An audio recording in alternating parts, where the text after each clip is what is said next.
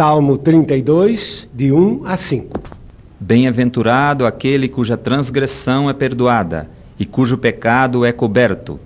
Bem-aventurado o homem a quem o Senhor não atribui a iniquidade e em cujo espírito não há dolo.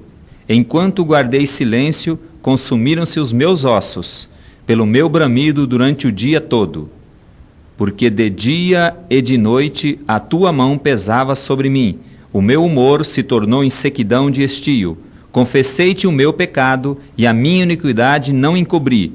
Disse eu, confessarei ao Senhor as minhas transgressões, e tu perdoastes a culpa do meu pecado. Santo, autor da palavra e seu suficiente revelador, eis-nos abertos de coração para ti, e tu vais trazer o testemunho de Jesus nesta experiência gloriosa, em nome do Senhor. Amém. Amém. Hoje nos preocupa este tema, o renascimento do rei Davi. Ele era filho de pais piedosos. Fazia parte e faz parte da genealogia do Senhor Jesus Cristo. Ele é da linhagem real, da linhagem que o Senhor manteve sobre o reino de Judá, o reino do sul. A princípio, nós o encontramos na palavra de Deus, pastoreando o rebanho do seu pai. Em seguida, o profeta Samuel vai à sua casa por designação de Deus, ungir um rei para Israel. O pai de Davi esperava que fosse um dos moços maiores, mais fortes, mais robustos. Além de novo, Davi não tinha um aspecto físico impressionante. Ainda mais porque o rei que estava em exercício era um homem alto, esbelto, atlético. E enfim, é assim que se esperava o sucessor do rei Saul. Mas quando Deus disse que ele escolhia Davi como rei, e determinou que ele fosse ungido, mas ungido rei, ungido para ser rei de Israel, ou de Judá. E este moço assumiu o seu reinado. Quero chamar a atenção para esta palavra unção. Há muita gente pensando que o fato de Davi ter sido ungido, ele era salvo. A unção não é a salvação. E que pelo fato de que Davi, pelo fato de ter sido ungido, era um santo. Não é verdade. A unção com óleo não é a santificação.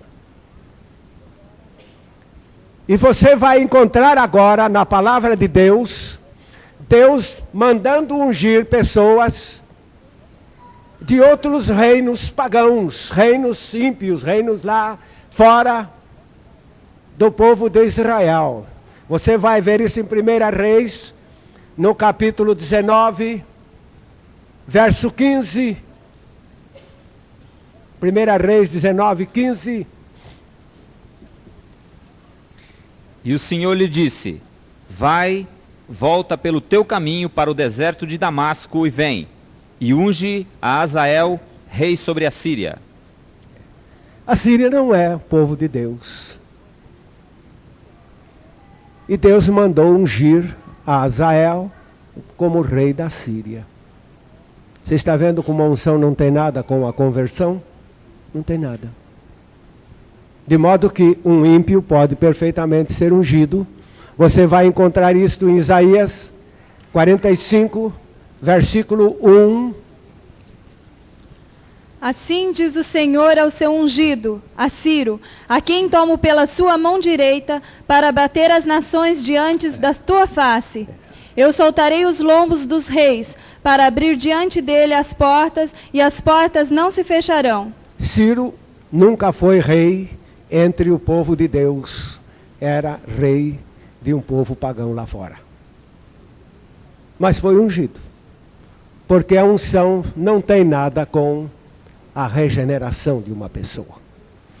E agora aparece no capítulo 1, capítulo 10 de 1 Samuel, versículo 1.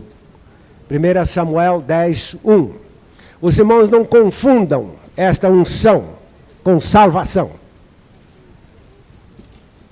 Então tomou Samuel um vaso de azeite e lhe derramou sobre a cabeça, e o beijou e disse: Porventura te não tem ungido o Senhor por capitão sobre a sua herdade?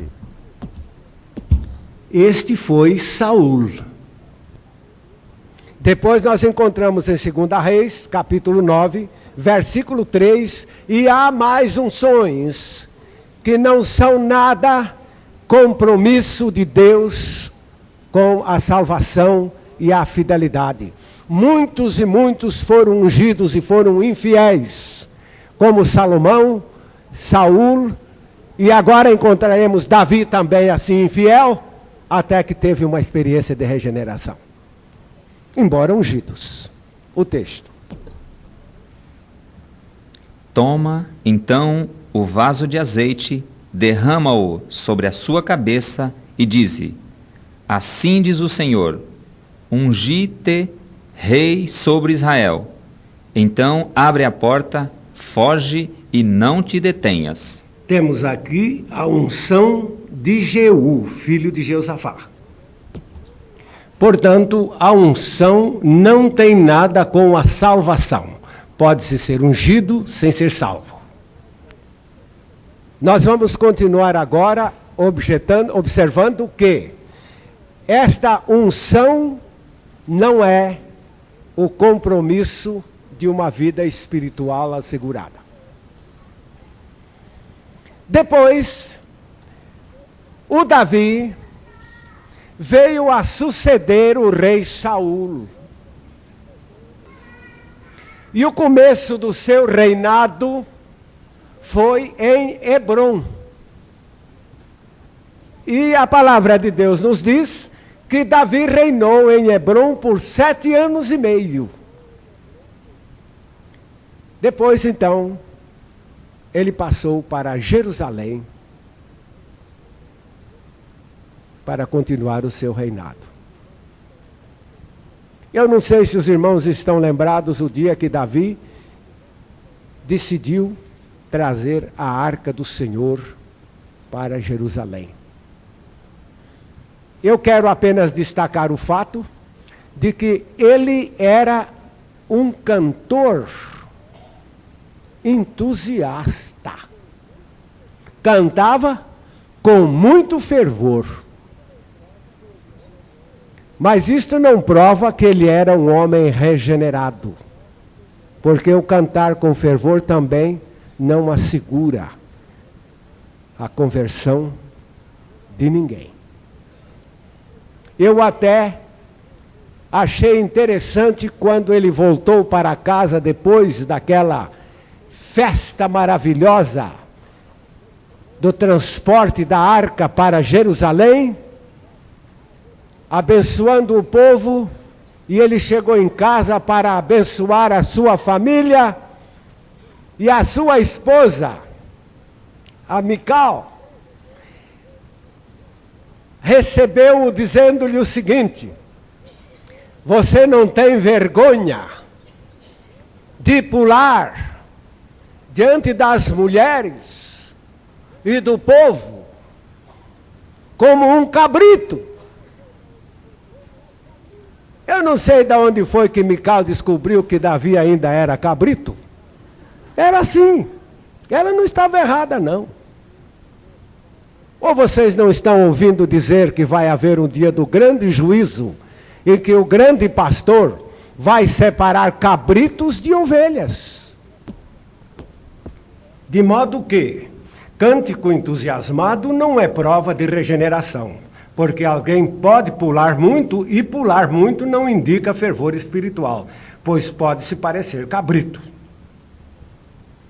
Agora, o Davi está no governo. Diz a palavra de Deus que da sua vida real, um dia ele acabou de almoçar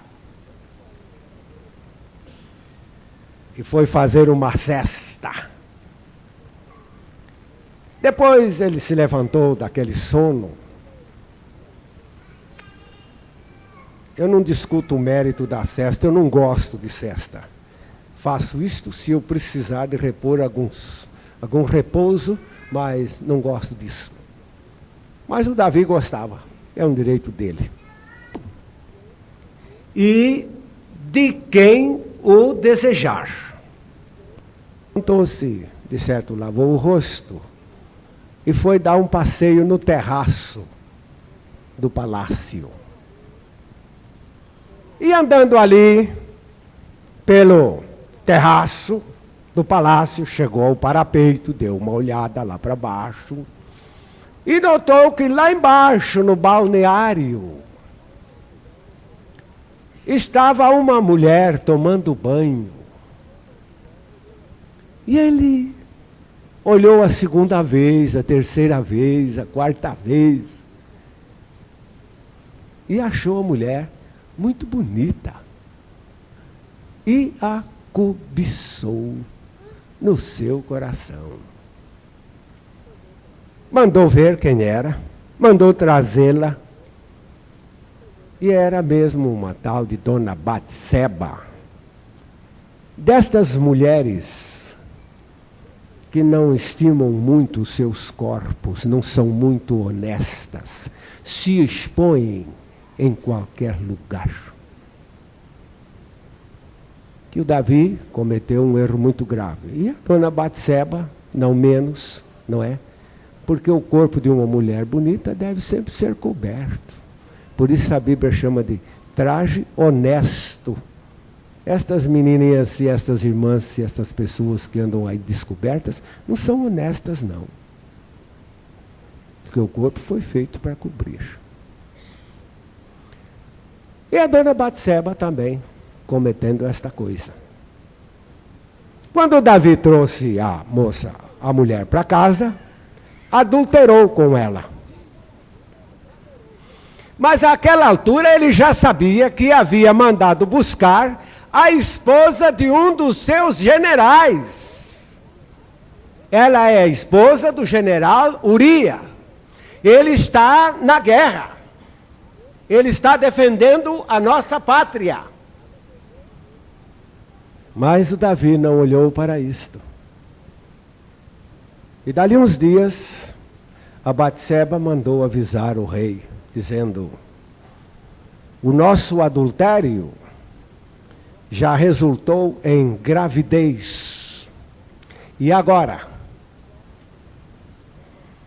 Agora o Davi precisava tomar cuidado.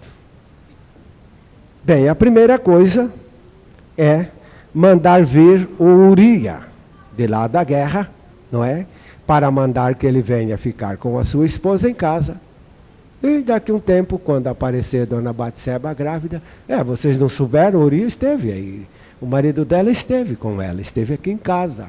Passou esses dias aqui e, naturalmente, foi daí que ela ficou grávida. E tudo ficaria encoberto. Então Uria chegou lá, apresentou-se ao rei. Como é que vai a guerra? Vai muito bem, nós estamos tendo muitas vitórias. Muito bem, Uria. Olha, Uria, aí eu mandei preparar uma cesta.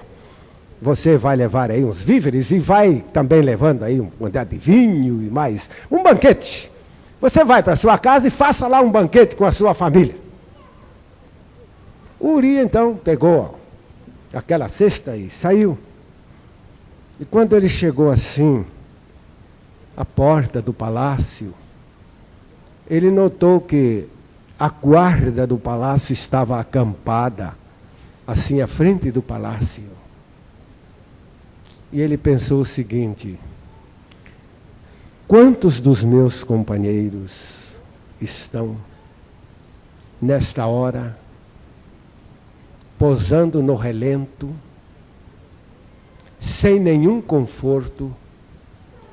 Eu agora tenho a oportunidade de estar no aconchego do meu lar, no aconchego da minha esposa. Eu não sou capaz de gozar enquanto os outros sofrem. Eu queria que você meditasse no amor de Uria, sabe? Amor. Amor. Ele sentiu um amor pelos seus companheiros. Ele disse: não sou capaz de gozar enquanto eles sofrem. Uma coisa assim espontânea. Esta história tem o capricho de dizer que é um homem que ama o seu próximo. Então Uria chegou lá numa daquelas barracas e disse: vocês não têm aí um lugarzinho para eu posar? Tem, sim. Mas o senhor não é general? Sou, mas eu quero posar aqui no meio desta tropa. Pois não. No outro dia o rei Davi ficou sabendo que o Uria não foi para casa. Mandou chamar de novo Uria. Uria, você vem jantar comigo outra vez? Pois não, ou almoçar comigo, não é? Vem comer. E desta vez o rei fez questão de beber, fazer Urias beber, e fez Urias beber bastante. Quando ele ficou assim, bem embriagado, então o rei bateu-lhe nas costas e disse: agora Uria, vai embora, vai para sua casa ficar com a sua mulher. Mas Uria perdeu o juízo na embriaguez, mas não perdeu o amor pelos seus companheiros de luta. E chegou lá e foi procurar uma daquelas barracas e pousou ali também. Não foi para a sua casa. O rei Davi coçou a cabeça e disse: será que esse homem não tem jeito? Fez uma carta. Isto está nos capítulos 11 e 12 de 2 Samuel. Fez uma carta e enviou a carta para o general Joabe. E essa carta constava do seguinte: coloquem o Uria na frente de um combate onde estiver mais renhida. E recuem, deixem que ele morra. Joabe soube disso. Não soube o motivo, mas tratou de executar a ordem real. E o Uria carregou aquela carta honestamente e a entregou ao general Joabe, uma carta que ele carregou em seu bolso, que era a sua sentença de morte. Com toda a lealdade, entregou nas mãos do general Joabe. E logo que houve um combate renhido, o Joabe inclinou a companhia do Uria para o lado mais pesado, mais difícil, e de repente ordenou que a tropa fugisse e Uria foi ferido e morreu. E diz a Bíblia que Uria, morto, trouxeram a notícia para Davi, e o Davi contou para Batseba e foi consolá-la. Até consolador ele é. Você gostou dessa história? Você acha que esse Davi era um homem regenerado com esse procedimento? Você acha que este homem é um convertido? Adúltero, assassino, cruel, mentiroso, hipócrita. E tem mais. Tem mais. Você acha que uma pessoa assim recomendaria o Evangelho de Jesus Cristo? Uma pessoa assim recomenda a salvação de Jesus? Se você acha, a Bíblia não acha. E se você também quiser procurar muita gente que está disposta a achar que sim, que Davi era realmente um homem convertido e regenerado, você vai encontrar uma multidão. Porém, quem cuida é porque usa. Estas pessoas estão defendendo a sua própria causa. Estas pessoas precisam encontrar a experiência que Davi teve em seguida. E agora quero dizer uma coisa. Não sei de onde vem esse engano aí. Porque eu, embora não tivesse vivido este exagero de Davi, eu no meu pecado achava que, contudo, crendo em Jesus Cristo, eu ia para o céu. Até quando descobri que quem comete pecado é do diabo, nesta hora eu me estremeci e corri a verificar a coisa. Digo, eu estava enganado, achando que eu ia para o céu, mas eu não ia coisa nenhuma. E agora então a palavra de Deus vem nos apontar, em primeiro lugar, esta palavra adultério. Adultério. O que será adultério? É o exercício do sexo com a pessoa que não lhe pertence, tanto o marido como a mulher. Em Mateus 5, verso 28, o Senhor Jesus mostra que o ponto de partida para isto é a cobiça.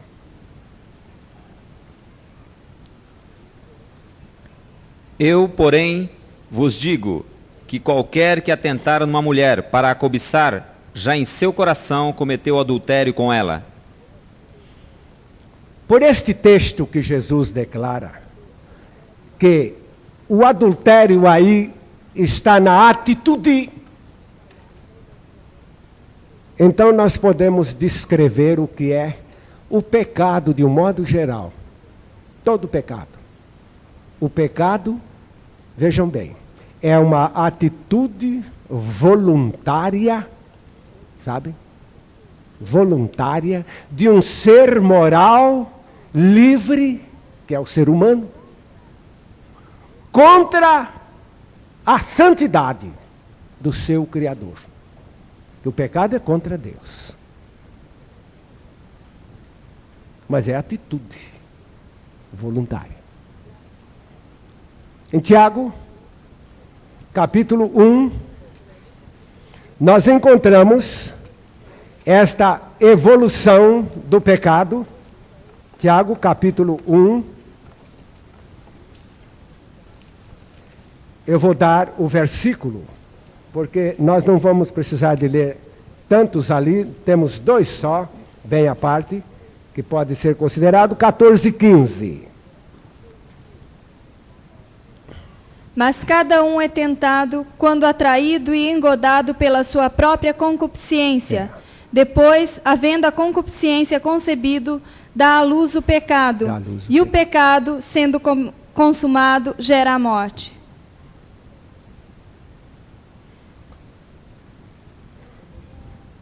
Então Jesus disse que nós não podemos olhar para as mulheres.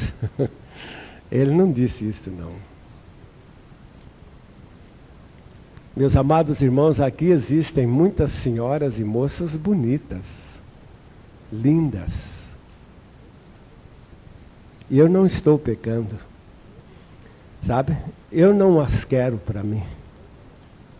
Cobiçar é isto, querer para você aquilo que não lhe pertence.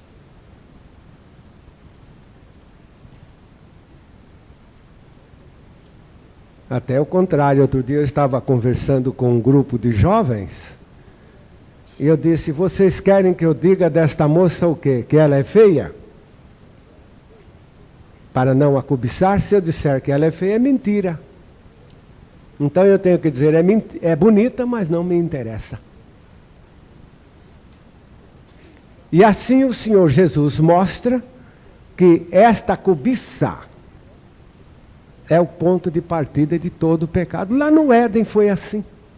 Lá a cobiça foi que gerou a coisa. Gênesis 3:6 mostra-nos que a nossa raça caiu por este processo de sempre. É o processo de sempre.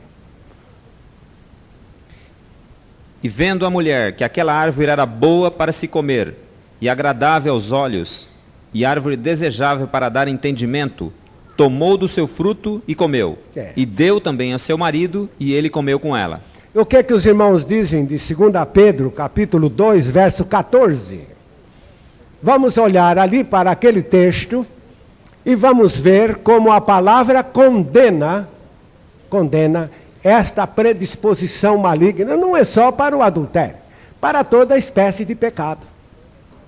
Tendo os olhos cheios de adultério, e não cessando de pecar, engodando as almas inconstantes, tendo o coração exercitado na avareza, filhos da maldição. Assim como vemos em Provérbios capítulo 6. Lá em Provérbios 6, versículos 23 a 25, mostrando-nos outra vez esta condenável prática chamada adultério. Porque o mandamento é uma lâmpada, e a lei uma luz, e as repreensões da correção são o caminho da vida, para te guardarem da má mulher e das lisonjas da língua estranha. Não cobices no teu coração a sua formosura, nem te prendas com os seus olhos. Muito bem. Porque por causa de uma mulher prostituta se chega a pedir um bocado de pão. Bom, até e ali... a adúltera anda à caça de preciosa vida.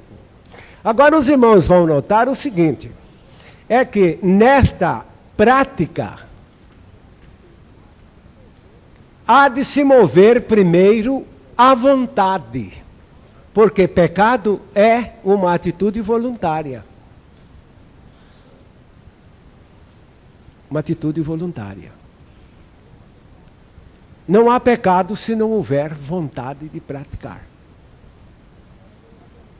Agora, não é verdade que alguém adulterou sem vontade, que alguém roubou sem vontade, que alguém até matou sem vontade. Não há pecado sem vontade. Se alguém bebeu, porque teve vontade. E se alguém teve que beber, se alguém me fizesse beber hoje 1 litro de uísque, eu ficaria embriagado. Mas eu não teria pecado, não teria cometido o pecado da embriaguez. Mas o senhor ficou bêbado, mas eu não queria tomar. Fui obrigado. Onde não houver vontade, não há pecado. Agora vem uma pergunta. Mas a gente pode adulterar e viver em adultério e ir para o céu. A gente pode matar, como Davi mandou matar. A gente não mata, a gente manda matar, e a gente vai para o céu. A gente pode mentir, a gente pode ludibriar o povo, passar por hipócrita, mas e depois você vai para o céu. Eu quero lhe dar uma informação. Você encontra vagões de pregadores que concordam com esta heresia. É a heresia mais fatal, porque vai dar com estes pregadores e você no inferno. A palavra de Deus condena o adultério. Vamos abrir a Bíblia. Capítulo 6 de 1 Coríntios, versos 9 e 10. Não sabeis que os injustos não hão de herdar o reino de Deus? Não erreis. Nem os devassos, nem os idólatras, nem os adúlteros, nem os efeminados, nem os sodomitas, nem os ladrões, nem os avarentos, bêbados, maldizentes, roubadores herdarão o reino de Deus. Eu sei que há muita gente que gosta de ouvir o que lhe agrada. Mas a palavra de Deus não está dizendo o que lhe agrada. Ela está dizendo o que você precisa. E quem sabe, quando ela lhe disser pauladas na cabeça, é para seu maior bem, do que ludibriar o seu coração com a ilusão de que você está muito feliz, satisfazendo a sua carnalidade e o seu pecado. Deus está interessado na regeneração de uma pessoa. Vem o capítulo 5 de Gálatas, versos 19 a 21. Aquela triste lista, eu vou pedir que os irmãos não leiam, anotem e não leiam. Apocalipse 22, 15. Apocalipse 22, 15. Ficarão de fora os cães e os feiticeiros, e os que se prostituem, e os homicidas e os idólatras, e qualquer que ama e comete a mentira. A minha versão disse, e os que adulteram, ou os adúlteros. Apocalipse 22, 15. Mostrando fora. Fora de onde? Da cidade celestial. Fora do céu. Fora do reino de Deus. Apocalipse 21, 8. Continua a palavra de Deus apontando que o adúltero não tem céu. Mas quanto aos tímidos, e aos incrédulos, e aos abomináveis, e aos homicidas, e aos fornicários, e aos feiticeiros, e aos idólatras, e a todos os mentirosos, a sua parte será no lago que arde com fogo e enxofre, o que é a segunda morte. Eu não sei se os senhores acompanharam, mas o texto está mostrando quanto aos adúlteros e aos homicidas, e aos mentirosos. Eu ainda quero perguntar aos senhores, Davi era um homem regenerado com essas práticas? Bom, aqui está uma pergunta que servirá de teste. Se alguém me responder, acho que não era. Deus estará nos mostrando aqui que o seu coração não se conforma com o pecado. Mas se alguém responder, não, eu acho que com tudo isto ele era um homem regenerado. Mostra que você não sabe o que é regeneração, não sabe o que é pecado, não sabe nada e tem mais uma coisa, parece que não pretende sair da sua própria situação. Quando Davi estava certo de que tudo estava encoberto, o profeta Natã foi lhe fazer uma visita. Disse, rei Davi, eu vim aqui, da parte do Senhor, para te contar de um certo homem, pobre. Ele tinha uma ovelha só uma ovelha. Ele morava perto de um fazendeiro rico que tinha muitas ovelhas, tinha muito gado, o homem era rico. E um dia chegou alguém lá para banquetear com este ricaço. Ele mandou pegar a ovelha do pobre, matou e guisou com a sua visita. O rei ficou todo bravo, não é? Barbudo, babando na barba de tanta braveza. E então o profeta Natã levantou o dedo e botou na testa deste homem, Davi. E disse, esse homem é você. Deus mandou dizer que você a esta altura está de novo pronto a julgar e condenar erros que você mesmo está praticando. Porque a grande hipocrisia está aí. E então, a esta altura, o rei Davi caiu em si diante da condenação de Deus. Porque isto agora se chama convicção de pecado.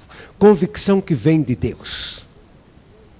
Parece que enquanto os homens falam, o ímpio se endurece.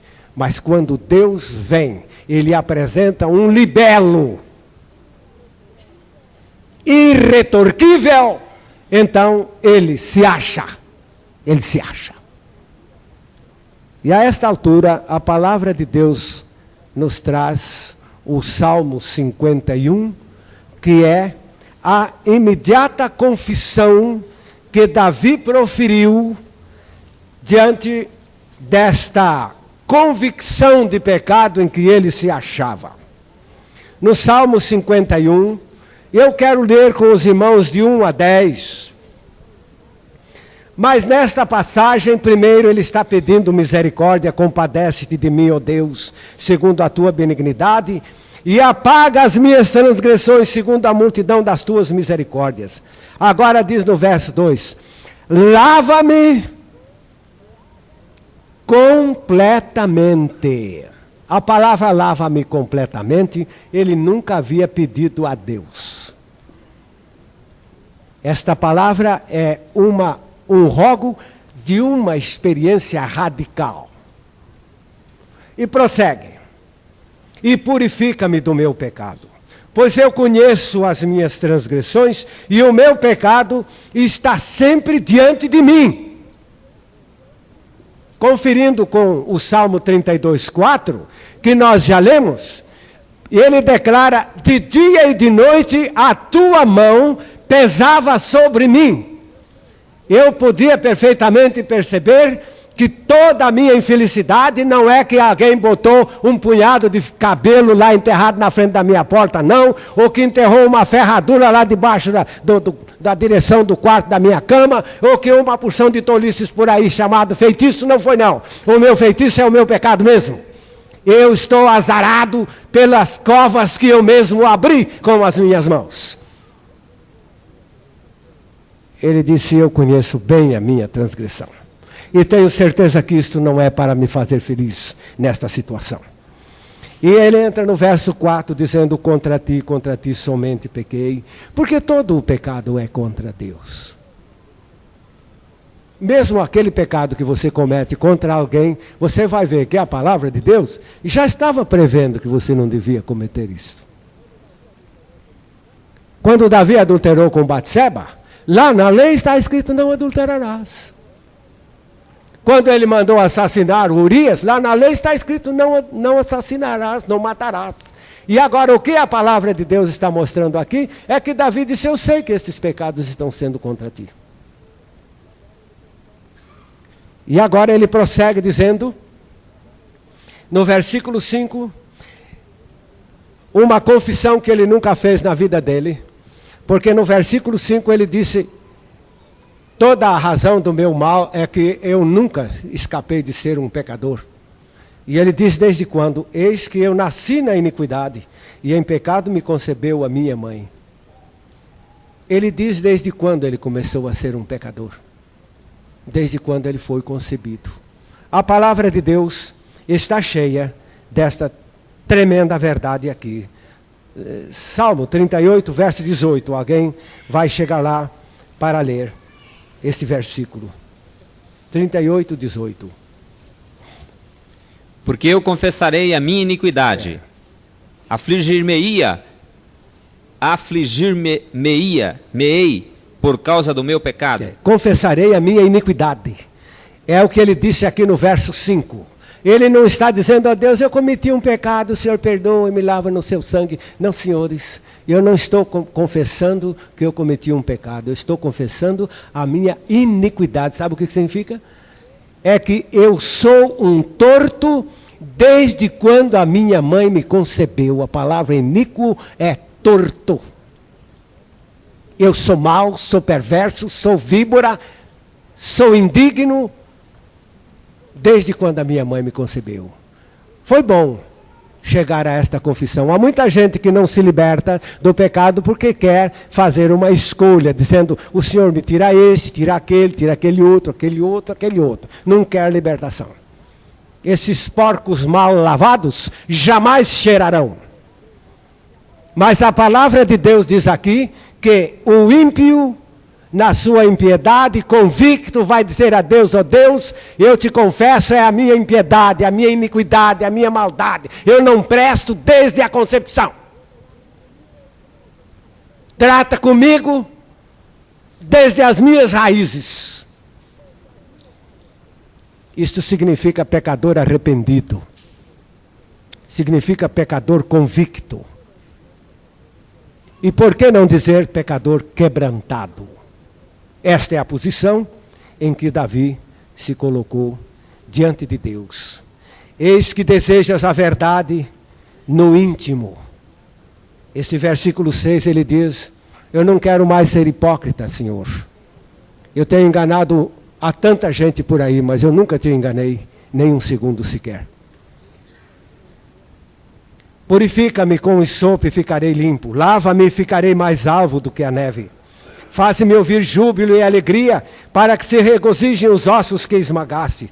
Esconde o teu rosto dos meus pecados e apaga todas as minhas, não pecados, minhas iniquidades. Deus não me deixa ficar maltratado. Não me trate perifericamente, Deus. Vá à minha raiz por misericórdia. Esconde o teu rosto do meu pecado e apaga todas as minhas iniquidades. E agora ele pede a regeneração. Vamos todos falar juntos. Cria em mim, ó Deus, um coração puro. Davi, e renova em mim um espírito reto. Davi não tinha um coração puro. Ele não pediu para Deus purificar o seu coração impuro. Ele disse isto. Vamos falar juntos? Cria em mim, ó Deus, um coração puro. Cria aqui não é lavar esta sujeira que está aqui. Criar é fazer alguma coisa de coisa alguma. Dentro de mim nunca houve coração puro. Mas o Senhor pode criar isto em mim. Deus pode fazer isto com qualquer pessoa. Mas por que ele não cria em mim? Porque você ama as suas iniquidades e os seus pecados. Essa é a razão por quê. Porque você não tem um coração quebrantado na presença do Senhor. É por isso que ele te tem deixado de lado. É o versículo 17 agora, do Salmo 51, que nos chama a atenção exatamente para esse ponto. Agora, Deus, eu descobri que o Senhor me ouviu, porque foi a primeira vez na minha vida que eu clamei com o coração quebrantado. Tem gente aí que quer nascer de novo, mas a seu modo. Quer nascer de novo com percentagens. Reservando para si. Eu estou me lembrando daquele cidadão que foi pedir ao pastor o batismo. Pastor, o senhor me batiza? Oh, como não? Foi uma alegria. Na hora de emergir o candidato, o homem levantou a mão para cima. O pastor, não, meu, baixa a mão. Não, essa mão não posso baixar. Não, você tem que se batizar, é tudo. Não, não posso. Mas tem que batizar, é tudo. Não, não posso. Mas por que não? Porque eu jurei matar um homem, essa mão não pode ser batizada. Ela ainda tem que fazer um serviço por aí. A gente que quer nascer de novo assim, a seu modo. E Deus não é brincadeira. 51. Os sacrifícios 17. Para Deus são o espírito quebrantado. A um coração quebrantado e contrito não desprezarás, ó Deus. Amém. Um coração quebrantado e contrito Deus não despreza. Eu sei que há muita gente batendo atrás do novo nascimento. Mas deixe Deus quebrantar o seu coração, para você sair do fundo de sua iniquidade. Salmo 147, verso 3. Ó, um coração quebrantado. Ó Deus, é tempo do teu Espírito vir quebrantar corações. Vem fazer esta obra no meio deste povo. Sara os quebrantados de coração e liga-lhes as feridas. É verdade. É para os quebrantados de coração. Salmo 34, versículo 18. Ainda nos fala de coração quebrantado. Perto está o Senhor dos que têm o coração quebrantado e salva os contritos de espírito. É verdade. Ele está perto e ele salva o pecador quebrantado com o seu coração a esta altura, dizendo: ó Deus, eu não tenho mais de onde confessar. Eu me lembro o dia que eu cheguei ao Salmo 130, verso 1, naquela hora, e disse a Deus: Senhor, das profundezas a ti clamo. Você sabe onde estou, Deus? Você sabe, eu estou num lugar de onde eu não posso ir mais para baixo, não tem mais lugar para ir para baixo. Tu sabes que eu estou desgraçadamente quebrantado. Eu não quero que o Senhor deixe mais nada sem fazer por mim. É coração quebrantado. Isaías 61, verso 1, mostra-nos inclusive que está aí o propósito do Evangelho. Do Evangelho. O Espírito do Senhor está sobre mim, porque o Senhor me ungiu para pregar as boas novas aos mansos, enviou-me a restaurar aos quebrantados de coração, a proclamar a liberdade aos cativos e a abertura de prisão aos presos. Eis aí, o Evangelho só é eficaz nos corações quebrantados. Temos que concordar com isto, porque o Senhor quer tratar o nosso mal pela raiz. Esta medida radical de Deus é a nossa real necessidade. E a fonte de toda a nossa vida é o nosso coração. Agora, então, falamos de um coração puro. Em o capítulo 5 de Mateus, no versículo 8, Jesus fala que com um coração puro é possível uma pessoa não só ver a Deus, mas viver com Deus. Bem-aventurados limpos de coração, porque eles verão a Deus. É com este coração. No Salmo 24, nós encontramos esta mesma declaração no verso 4, mostrando que quem pode habitar no lugar santo? Quem pode? Aquele que é limpo de mãos e puro de coração, que não entrega sua alma à vaidade, nem jura enganosamente. Esses são os que podem habitar na casa do Senhor. É o Salmo 24. Quem morará no seu lugar santo? É gente de coração puro. Você tem isto? Ou você ainda acha que o Davi ia com o coração impuro para o céu e, portanto, você também irá? Estou lhe desenganando. Em nome do Senhor Jesus Cristo, que este Evangelho é para salvar a quem está arrependido de pecado. Mas a quem ama o pecado, não há salvação. E agora a palavra de Deus nos fala deste coração puro. No Salmo que nós acabamos de ler, que é o 51:10, dizendo: cria em mim, ó Deus, um coração puro, está baseado no propósito de Deus. Isto está lá em Ezequiel 36, versículos 26 e 27, que o Senhor mesmo está apresentando aqui o seu plano de fazer esta obra em cada pecador realmente quebrantado. E vos darei um coração novo, e porei dentro de vós um espírito novo, e tirarei o coração de pedra da vossa carne, e vos darei um coração de carne. E porei dentro de vós o meu espírito, e farei que andeis nos meus estatutos, e guardeis os meus juízos, e os observeis.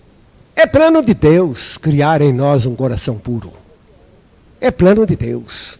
Em Ezequiel, capítulo 11, versículo 19, ele continua falando desse coração que ele nos dá. Este é o coração que Davi não possuía, até o dia quando ele clamou, dizendo: cria em mim, ó Deus, um coração puro. Foi aí o seu novo nascimento. E lhes darei o mesmo coração, e um espírito novo porei dentro deles. E tirarei da sua carne o coração de pedra, e lhes darei um coração de carne. Que coisa impressionante. Em Jeremias, capítulo 32, versículo 39, Deus continua falando, Deus continua prometendo, Deus continua disposto a dar esse coração novo para qualquer pessoa que realmente se achegue a Ele com seu quebrantamento. E lhes darei um mesmo coração, um mesmo caminho, para que me temam todos os dias, para seu bem e bem de seus filhos depois deles.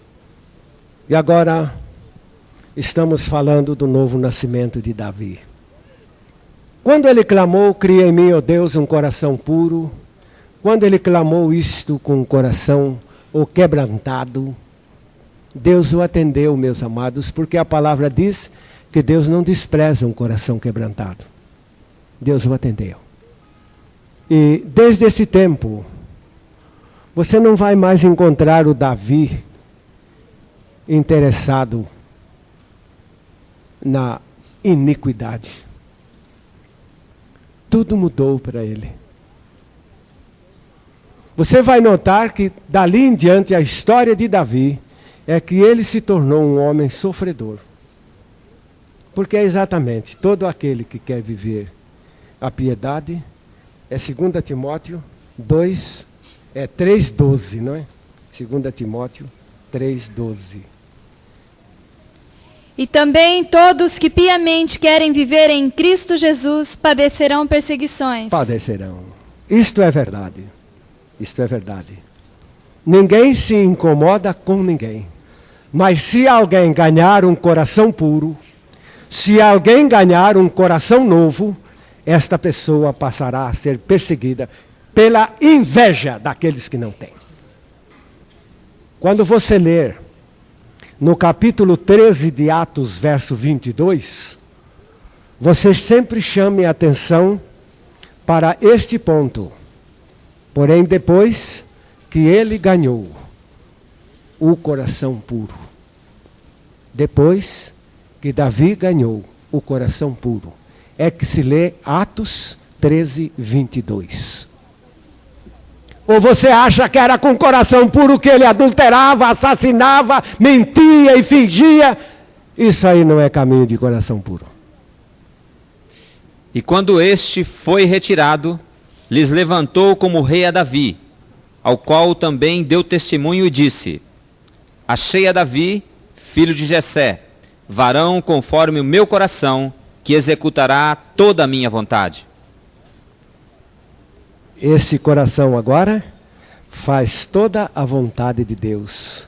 Eu pergunto aos amados irmãos, era o coração velho ou o coração novo de Davi que estava agora fazendo todas as vontades de Deus? É aí que eu quero a resposta. É aí que agora você deve voltar para dentro de si e dizer, então, eu não tenho esse coração puro. Como foi que Davi o conseguiu? Foi orando. Foi orando. Ninguém é capaz de purificar o seu coração. Ninguém é capaz de dar comportamento santo a um coração perverso, nem ao seu próprio coração.